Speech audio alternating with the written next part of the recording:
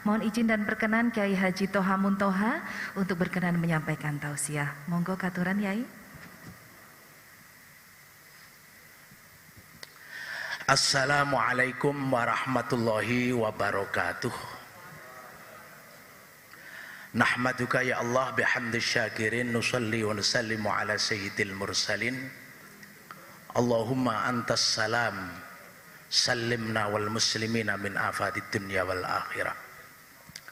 Asyhadu an la ilaha illallah wahdahu la syarikalah wa asyhadu anna Muhammadan abduhu wa rasuluhu la nabiyya ba'dah. Allahumma salli wa sallim ala nabiyyina Muhammadin wa ala alihi wa ashabihi wa dzurriyyati ajma'in. Usikum wa nafsi bitaqwallah faqad fazal muttaqun. Beliau yang kami muliakan, para alim, para masyayikh yang hadir di pendopo, beliau Kiai Haji Suyuti Toha, Kiai Haji Wahyudi, Kiai Haji Yamin, dan para kiai lain. Dan yang tidak hadir, semoga semuanya menjadi imam kita nanti di surga. Amin. Beliau Ibu Bupati Banyuwangi yang saya muliakan, yang saya banggakan, beserta Bapak Wakil Bupati yang semoga senantiasa sabar dan istiqomah serta amanah di dalam menjalankan tugas dan selalu mendapat bimbingan dari Allah Subhanahu wa taala. Segenap pimpinan Forum Pimpinan Daerah Recording in progress. Kapolres Banyuwangi, Bapak Dandim, juga Bapak dan Lanal beserta jajarannya yang semoga semuanya juga mendapat lindungan dari Allah Subhanahu wa taala. Para seluruh pejabat dan seluruh hadirin yang hadir langsung maupun yang tidak langsung, utamanya beliau Al-Mukarram Kiai Haji Yusuf Mansur yang insya Allah akan hadir secara virtual, dan semoga pula selalu diberi kesehatan oleh Allah Subhanahu wa taala, panjang umur dan selalu amal soleh. Amin. Bahwa tajuk dari acara ini adalah Smart Santri. Ini sebuah identitas yang luar biasa, di mana santri diidentikan sebagai masyarakat yang cerdas. Saya kira itu bukan tiba-tiba, tetapi fakta di lapangan. Indonesia ini adalah negara yang juga dibidani lahirnya oleh para santri. Kita lihat bahwa Barat itu, kekuatan asing yang dimotori oleh Eropa, Amerika, ketika itu disebut sekutu, itu takutnya sama Indonesia itu karena ada santri, Pak. Ada dua peristiwa yang membuat Barat itu trauma dengan orang Indonesia, yaitu perang Diponegoro selama 5 tahun, namanya Perang Jawa. Itu jelas Belanda itu kalah total. Ya, kalah total ya, Mbak. Ketika itu ada seorang kiai yang menjadi komandannya di Kediri, namanya Kiai Ilyas. Ditugaskan oleh Pangeran Diponegoro berbasis di Ringin Agung, pondok pesantren Ringin Agung. Itu kalau siang macak dadi petani, sore menjelang malam dadi guru ngaji, bengi mencari sasaran Belanda, Pak. Pagi hari sudah sampai ke pondok untuk ngimami sholat subuh, hingga kamuflase dia sebagai seorang milisi gerilyawan itu tidak kelihatan, jadi tetap dianggap santri.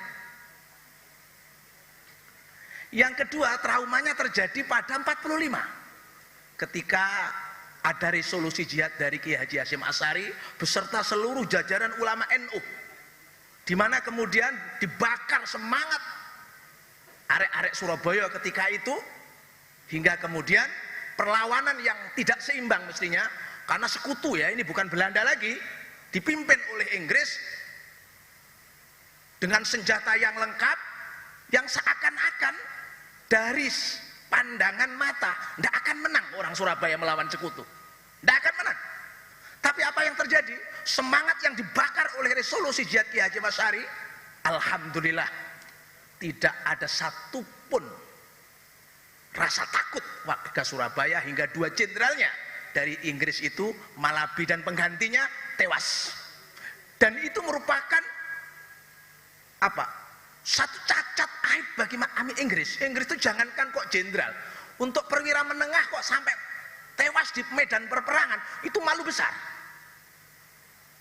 Maka dengan 2 peristiwa yang traumatis yang dilakukan oleh para santri ini, maaf, Indonesia tidak dipecah belah oleh Barat seperti halnya Korea menjadi utara dan selatan.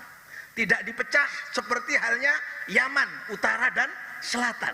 Tidak dipecah menjadi seperti Vietnam.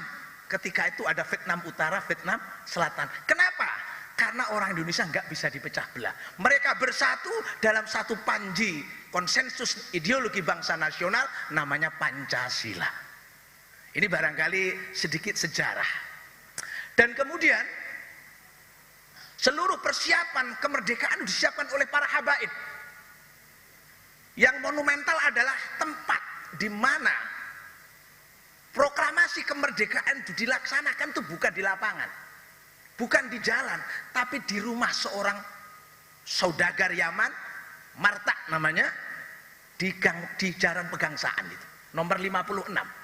Dan rumah itu diwakafkan. Dan waktu malam ketika Soekarno mau menyampaikan proklamasi itu, badannya lemas. Untuk bisa bangkit dan sehat, minum madu. Nah, makanya madu itu kalau bisa mengidentifikasi, kalau yang asli itu pecah, Pak. Ditaruh gelas itu pecah, itu berarti madu asli. Tapi kalau nggak pecah itu madunya imitasi. Karena kalau pecah itu mesti madunya iso ngomong. Lain dengan madu Yaman ya, kalau madu Yaman tuh stamina. Jadi Pak Karno itu malam dikasih madu dari Yaman. Nah, kebetulan proklamator kita ini juga orang santri. Yang pertama Pak Karno ini mondok pertamanya itu adalah di Haji Umar Said Cokro Aminoto. Ini adalah lulusan pesantren Tegalsari yang sekarang menjadi gontor itu, Pak. Ini fakta. Hingga Bung Karno menjadi seorang orator, Bung Karno menjadi seorang penulis, itu jibles niru pada seorang Umar Said Cokro Aminoto. Jadi di depan cermin beliau menirukan gaya Umar Said itu. Hingga kemudian Pak Karno ini diangkat menjadi menantu. Mendapat salah satu putrinya namanya Utari, dan Utari itu punya cucu namanya Mainya Estianti. Nah, yang kebetulan waktu janda saya ngelamar nggak ditolak tuh, Pak. Nah, ini jelas nih, Pak. Kemudian ketika pindah ke Bandung, Soekarno itu juga diterima menjadi seorang santri. Santrinya siapa? Santrinya Hasan, pendiri pesantren Persis. Hingga ketika Pak Karno itu dibuang ke ND, korespondensi yang ngurusi keluarganya Pak Karno yang waktu itu kawin dengan Bu Inggit, itu seluruhnya diserahkan kepada Kiai Hasan. Maaf, ini fakta, fakta. Jadi kalau kita membaca Pancasila, salah satu kontributor utama untuk lahirnya Pancasila di India ketika di Timur Nusa Tenggara Timur itu Hasan, ahli tafsir dari pesantren Islam Bandung Persis. Ketika dibuang ke Bengkulu, apa yang terjadi? Pak Karno juga dibimbing oleh kiai, karena bukan NU, dia dari golongan Muhammadiyah. NU nggak begitu kenal kiai, namanya Ustadz. Ustadz, ya, pimpinan Muhammadiyah di Bengkulu, yang kemudian punya istri namanya Khadijah, Hasanuddin namanya, punya anak namanya Fatimah, diambil menantu oleh Hasanuddin. Jadi Pak Karno itu jadi menantunya Kiai dua kali. Kiai Cokro Aminoto, dan kedua Kiai Hasanuddin. Fatmawati artinya Fatimah, Pak, namanya. Nggak ada orang Sumatera namanya Fatmawati, itu nggak ada. Wati itu akhiran nama untuk orang Jawa. Karena jadi istrinya Soekarno, mahnya diguang jadi Fatmawati. Itu keturunan Sultan Siak. Ya, keluarga Siak. Dan ketika itu Pak Karno, maaf, tercatat sebagai ketua Dikdasmen Muhammadiyah. Kepala pendidikan dasar menengah kalau sekarang. Ketika kembali ke Jakarta, beliau ditampung di Habib Kuitang. Disitulah Soekarno belajar menjadi orang NU tulen. Nah, yang kedua Pak Hatta. Pak Hatta ini asli namanya Muhammad Attor bin Muhammad Jamil, ya, bin Abdurrahman. Ini mursyid Thariqah Naqsabandi Qadiriyah dari Batu Hampar. Jadi kalau di Jawa Timur kita mengenal Jombang sebagai pusat ulama, kalau di Sumatera Barat Bukit Tinggi Batu Hampar kita mengenal Batu Hampar. Itu tebu irengnya Sumatera Barat. Jadi meneng-meneng Pak Hatta itu yuk anak kiai Pak. Cuma gak tahu mondok nang Londo. Jadi mulai juga kudungan bojone Pak. Ini sejarah. Sejarah. Maka kemudian kalau di Banyuwangi ada identitas semat santri, kita tidak perlu kaget. Memang santri itu cerdas Pak. Cerdas. Nggak ada santri itu nggak cerdas. Saking cerdasnya santri itu pernah beleh pitike kiai yang supaya halal anak kiai dijak mangan. Dengan demikian kan gugur hukum haramnya. Soalnya anak kiai melok mangan, kan begitu ya. Itu kebetulan pengalaman saya di Peloso Pak, jadi begitu. Salah satu yang saya ajak makan ketika itu adalah Gus Tajuddin putranya Gusmi. Tadi Gus, sama tak ajak mangan minangka gugurne harame iki pitike mbae, kan gitu Pak ya. Itu salah satu cerdasnya kiai Pak, santri Pak. Maka tidak heran sekali kalau kemudian misalnya saja di Pasuruan itu ada wali kota, ada bupati, kakak adik, anak kiai kabeh. Ndak heran semua, ndak heran Pak. Apalagi di Mojokerto, Masya Allah, ndak heran semua. Apalagi kemudian di Banyuwangi. Ini yang jadi bupati kalau dulu Pak Yai, sekarang Bunyai sebenarnya Pak. Cuma tinggalnya di pendopo, nggak ada yang nyebut Bu Ibu itu Bunyai, ndak ada. Coba kalau pulang ke Tegal Sari sana, sebenarnya Bunyai beliau itu. Maka tidak heran kalau beliau itu adalah juga sebagai Bunyai ini ya ibunya para santri. Jadi santri itu cerdas. Saking cerdasnya ketika musim vaksin, ada Sinovac, ada dari Eropa, santri itu mengeluarkan vaksinasi syariah. Ini barangkali Pak Ketua Covid, Bu Ketua Covid, Pak Ketua Covid perlu saya sampaikan Pak. Nah barangkali untuk tidak perlu biaya, nggak perlu apa istilahnya obat-obat atau vaksin itu kan menggunakan tentara bayaran yang berkhianat toh. Virus untuk membunuh virus itu sama dengan tentara bayaran yang berkhianat. Kalau disuruh namanya Gurkha itu ya, kalau Gurkha dalam zaman perang kemerdekaan. Nah, apa vaksinasi syariah? Begini Pak, kita ini menjadi muslim itu sebenarnya nggak perlu takut dengan virus. Virus itu include dalam kehidupan kita. Di dalam diri kita itu ada yang namanya dzarrah. Dzarrah itu dalam bahasa kimia namanya mikroorganisme. Faman ya'mal mithqala dzarrah. Dan Allah sudah mengingatkan kita ini tidak bisa melawan, jangankan nyamuk yang lebih kecil daripada nyamuk kita tidak bisa mengalahkan. Innallaha la yastahi ayadriba mathalan ma ba'udatan fama fawqaha. Apa yang lebih kecil daripada virus? Daripada nyamuk? Ya virus. Maka untuk menanggulangi virus nggak akan pernah berhenti. Dari mulai adanya kehidupan sampai besok kiamat ada virus. Maka ada vaksinasi syariah yang dimulai dengan waja'alna minal ma'i kulla syai'in hayyin. Itu yang pertama. Gunakan kekuatan air. Kekuatan air. Kiai Maimun, maaf, Mbah Mun itu dulu lahir procot, ibunya sakit. Beliau tidak mendapatkan fasilitas ASI. Lalu bisa sehat, bisa cerdas, menjadi ulama besar karena minum air yang disodorkan oleh Kiai Haji Hasyim Asy'ari dan bisa menjadi ulama besar. Itu air yang disodorkan Mbah Yai Hasyim Asy'ari. Kalau air yang disodorkan Mbah Yai Suyuti Toha, apalagi duet Toha ini, wow, mandi banget Pak. Ini kan duet Toha, ini frekuensinya agak sama. Luar biasa ini. Waja'alna. Maka kalau ngomong vaksinasi syariah, gratis, bangun tidur, langsung minum air putih hangat. 2 gelas kalau bisa. Itu manfaatnya luar biasa. Luar biasa. Sudahlah, 1 jam kemudian boleh makan. Yang kedua apa? Isbahul wudhu. Ini barangkali umat Islam yang mengabaikan. Setelah kita minum air, kita bangun untuk menyempurnakan wudhu. Nah, syariat wudhu ini tidak ada satupun yang tidak mendukung kesehatan. Sunnahnya dimulai dari tahlilul asabi, sela-sela jari. Kita tahu setiap hari kita pegang benda-benda yang tentu ini akan mengandung apa yang disebut bakteri, apa yang disebut virus. Makanya kita cuci tangan. Lah kalau kita tahlilul asabi, insya Allah selamat. Karena di situ ada doa, Allahumma hfad yadi min ma'asik. Ya Allah, lindungilah tanganku dari kemaksiatan. Saya yakin Pak Kapolres tidak pernah ini Pak. Pak Kapolres pernah Pak Kapolres. Pak isbagul wudhu Pak Nasrun. Jadi kalau masalah cuci tangan itu bahasanya tahlilul asabi kalau santri. Jadi besok di halaman Polres disuruh tahlilul asabi gitu loh Pak. Jangan cuci tangan. Itu sudah ada dari dulu. Kemudian apa? Madmadah, berkumur.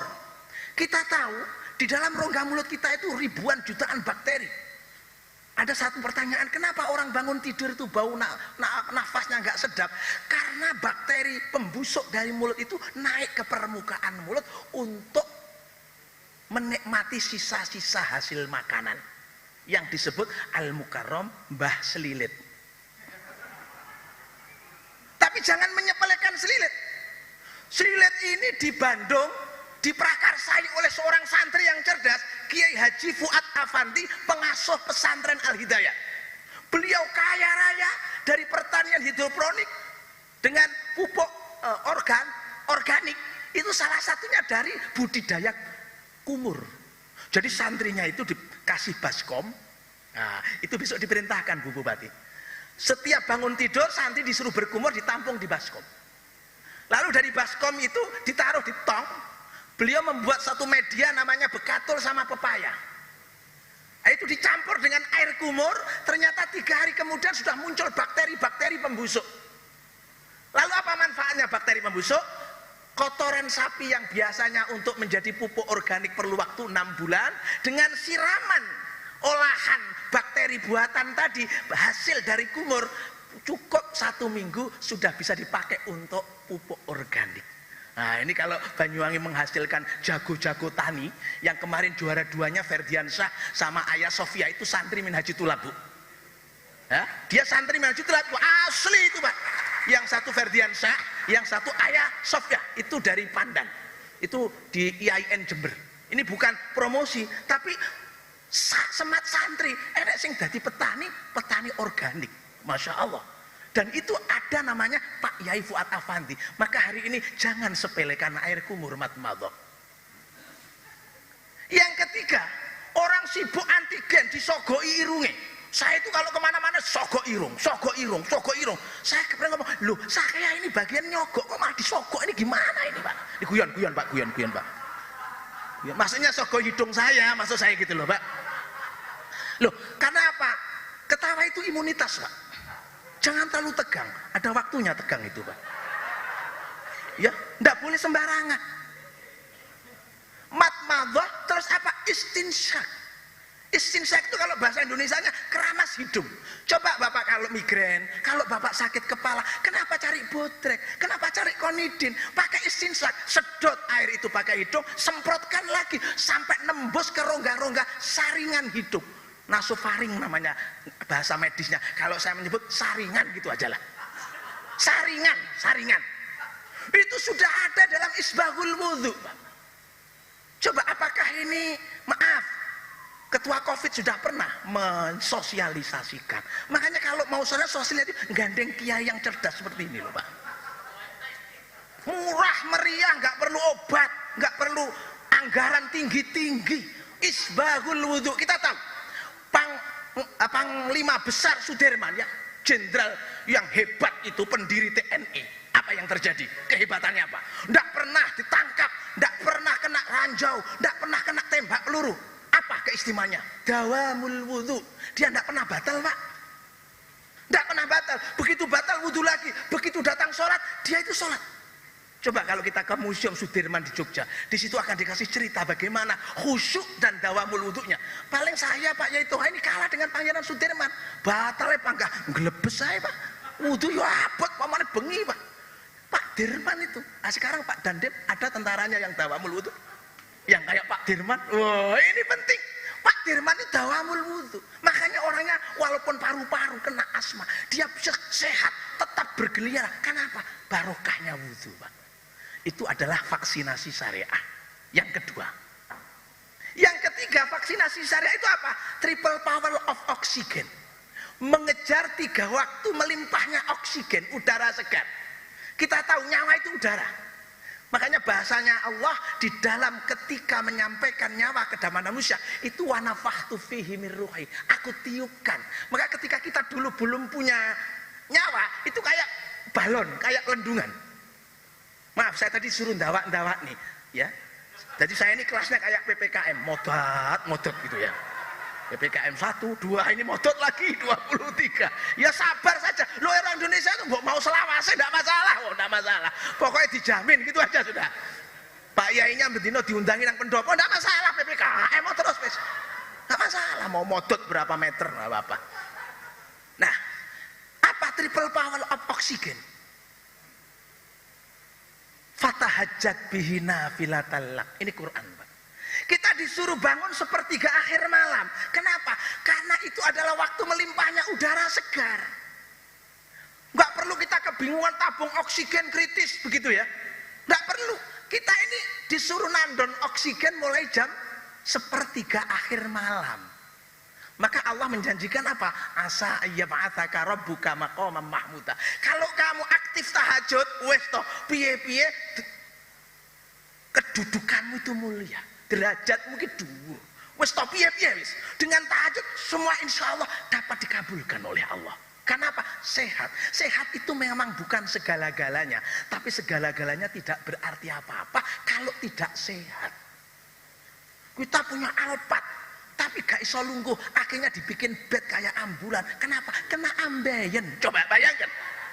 Sudah bingung kita. Maka untuk sehat apa? Oksigen. Makanya saya punya jam. Tidak ada loh kiai yang punya seperti saya ini, yang ada saturasi oksigennya. Pak Yai punyanya kan Seiko ya, Orient ya. Saya sudah punya ini. Ini bukan hadiah, beli kemarin 600. Vivo ini. Vivo. Ini kalau tadi itu kan puasa ya.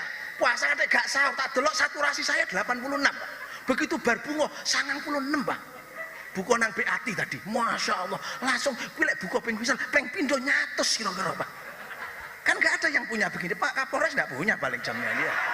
Gak punya. Loh, saya ini aktif melihat saturasi saya karena ini musimnya Covid. Ini namanya kiai cerdas. Dua jam OVO kan gitu, Pak ya. Dua saya ini. Pak Yamin sudah punya? Belum punya, Pak Yamin. Ini kiai-kiai gaptek semua ini. Nyuwun saya guyon. Saya ini sudah punya. Kenapa? Selalu saya lihat oksigen saya. Kapan saya menerima oksigen melimpah? Pada waktu tahajud. Yang kedua, inna Qur'anal fajri kana mashhuda. Waktu subuh. Itu waktu mulia. Dua malaikat piket malam, piket siang ketemu di waktu subuh. Loh, malaikat ada yang piket loh, Pak dan Nana. Ada piket malam, piket siang. Itu ketemunya di waktu subuh. Makanya Pak dan Nana subuh harus bangun. Ya, bangun, bangun. Nah, di situ disebutkan rokngatan qoblas subuh khairum minad dunya wa ma fiha. 2 rakaat sebelum subuh itu lebih baik daripada dunia seisinya. Artinya lek wong rakaat sebelum subuh itu mesti sogeh, Pak. Kenapa sogeh? Karena sehat. Sehat, Pak. Sehat. Sudah. Ya, sudah sehat. Dan yang ketiga adalah duha. Jadi triple power of oxygen itu adalah tahajud, subuh, duha. Nah, setelah duha itulah kapasitas oksigen sudah mulai berkurang. Maka sekelumit dari vaksinasi syariah, hasil daripada literasi para santri bisa dijadikan acuan oleh ketua Covid untuk mendampingi masyarakat sehat selama-lamanya. Terima kasih. Wallahul muwaffiq ila aqwamit thoriq wal afu minkum. Wassalamualaikum warahmatullahi wabarakatuh.